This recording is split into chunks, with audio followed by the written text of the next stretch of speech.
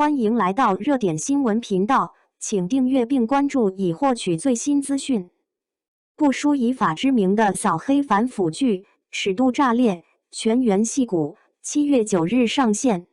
当下的国剧市场可以说精彩纷呈，古装剧《书卷一梦》《锦绣芳华》《桃花映江山》等热度稳居全网前4，不愧是暑期档的古偶，质量太能打了。除此之外，央视的扫黑反腐剧《以法之名》热度也不容小觑，目前该剧收视率已经破3，豆瓣评分高达 7.8， 观众讨论度居高不下，是当之无愧是王炸。而眼下又有一部狠剧即将上线，由高叶、张鲁一主演的《正当防卫》已官宣7月9日起上线奇异果迷雾剧场，让人很期待了。看完预告，我有预感，这部剧可能成为今年扫黑剧最大的黑马，甚至有望超越《以法之名》。聚焦扫黑反腐，真相扑朔迷离。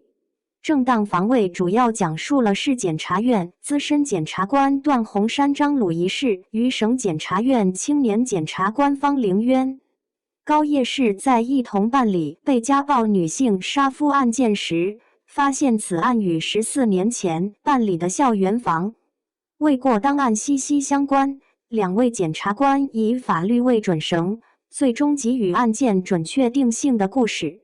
扫黑剧最吸引人的地方，关键就在于案件本身，而从故事梗概与预告片来看，剧情信息量巨大，2个看点不容忽视。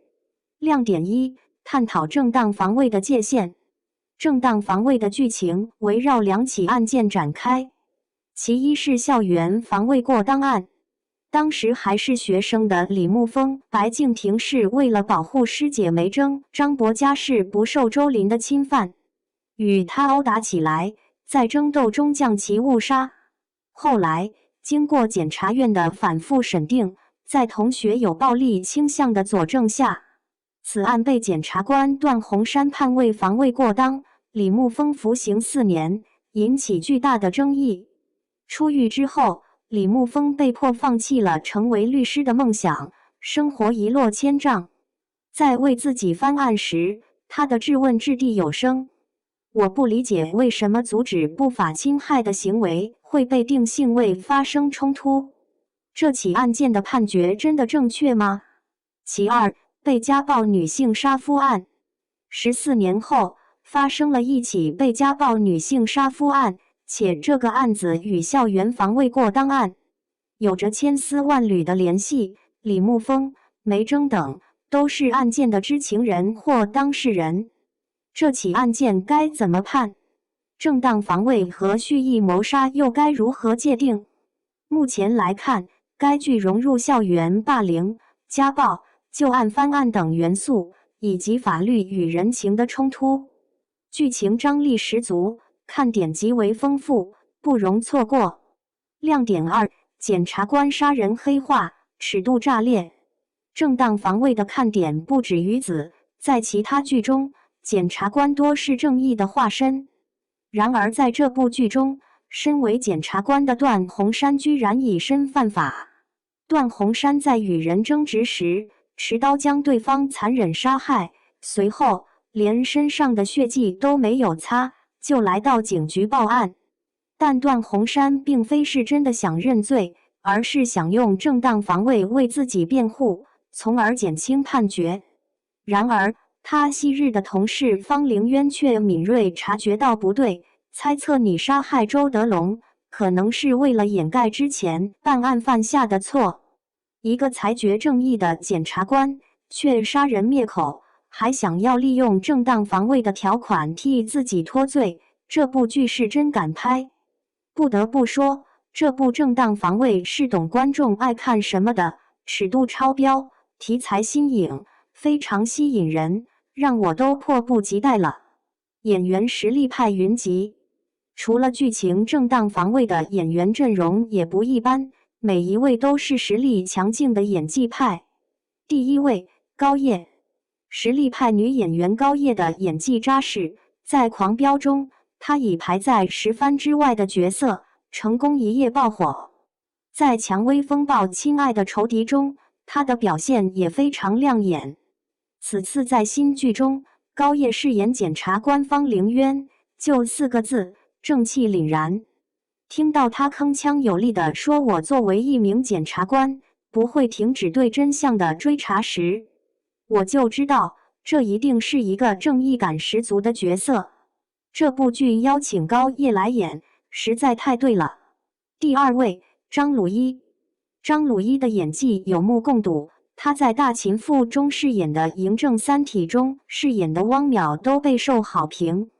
此次在新剧中，张鲁一饰演段宏山，在做检察官时，他的一举一动都冷静专业，判案时从容不迫，展现出极强的心理素质。但当杀了人，成为阶下囚之后，段宏山却变得阴森了很多，眼里全是冰冷的算计。可见平日的公平正义都是装出来的，妥妥的双面人。这个角色的发挥空间很大，张鲁一的表现值得期待。第3位，白敬亭。白敬亭不仅长相帅气，实力也可圈可点。他在开端中饰演的萧鹤云，卿卿日常中饰演的尹征和南来北往中饰演的汪欣，都展现出精湛的演技。此次在新剧中，白敬亭饰演李沐风，在法庭上被别人诬陷后，他表情慌乱的不行，想要开口为自己辩解，却不知从何说起，看起来无助又可怜。在被判防卫过当之后，李沐风坐在法庭上，眼底的绝望清晰可见，不甘和苦涩几乎要将他淹没。白敬亭传神的演技演出了这种复杂感。白敬亭之前从未挑战过这种类型的角色，表现值得期待。除此之外，本剧还有叶青、张歆艺、张柏嘉等演员加盟，个个都是实力派，想必会塑造精彩的扫黑剧群像。迷雾剧场虽然偶有失手，但真的太容易出经典了。这部正当防卫就透着浓郁的爆款气息。一方面，该剧在剧本设计上吸引人，2起跨越14年的案件却有着千丝万缕的联系，判案过程中，检察官还知法犯法，很有可能进行职务犯罪，剧情扑朔迷离，把人的好奇心吊起来了。另一方面，这部剧对社会议题有着深刻的探讨。3起案件都紧紧围绕正当防卫这一法律条款展开，主旨引人深思。那么，等到这部剧上线，你准备追吗？